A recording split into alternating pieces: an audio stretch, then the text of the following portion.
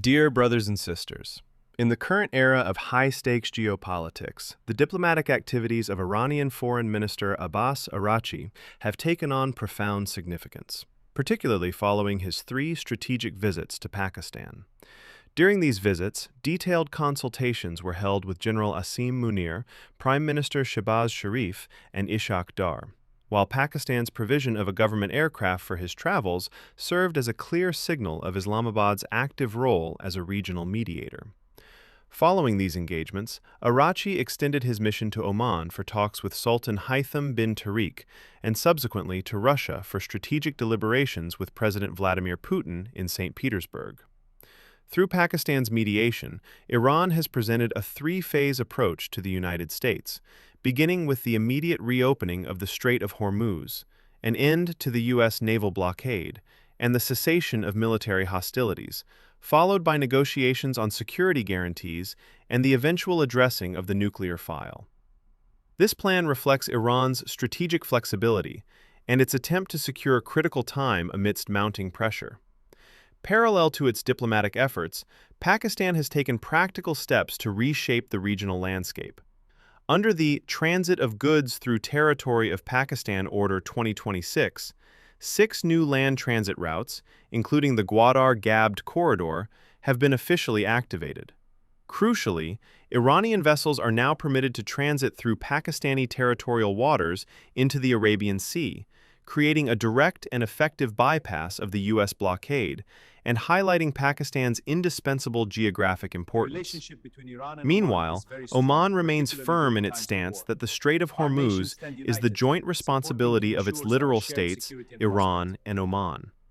While expert-level consultations regarding a regional framework and joint toll collection continue, Oman is prioritizing practical solutions for the freedom of navigation and the release of detained seafarers, advocating for a regional system free from the interference of external powers. Saudi Arabia has also entered the fray by pressuring the United States to end the blockade immediately, driven primarily by fears that Iranian retaliation could shut down the Bab al-Mandeb Strait and paralyze Saudi oil exports. While Riyadh views itself as a guarantor of regional stability through its Vision 2030 infrastructure, it remains cautious of Iranian dominance. This regional tension is further complicated by China's 5-point peace initiative, launched in March 2026, which calls for a ceasefire and shipping security under a UN framework. While Beijing publicly criticizes the U.S. blockade as dangerous, it is simultaneously exerting quiet pressure on the IRGC to demonstrate flexibility.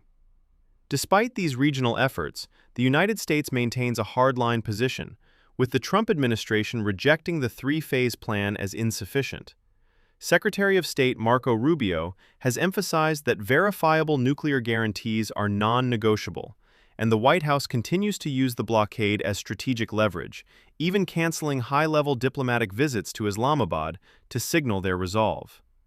Inside Iran, the situation is a delicate balance of power between the diplomatic corps and the military.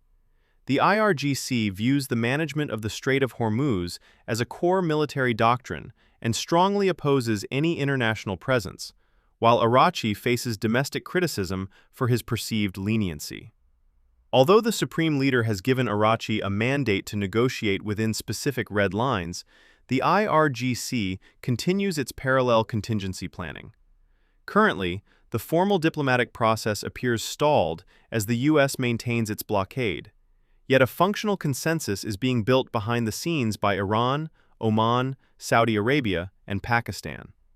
If these back-channel negotiations reach a conclusion, the final stage will likely be a mere formality of public agreements and ceremonies, masking a complex geopolitical game where every player is fiercely protecting their national interests and long-term strategic survival.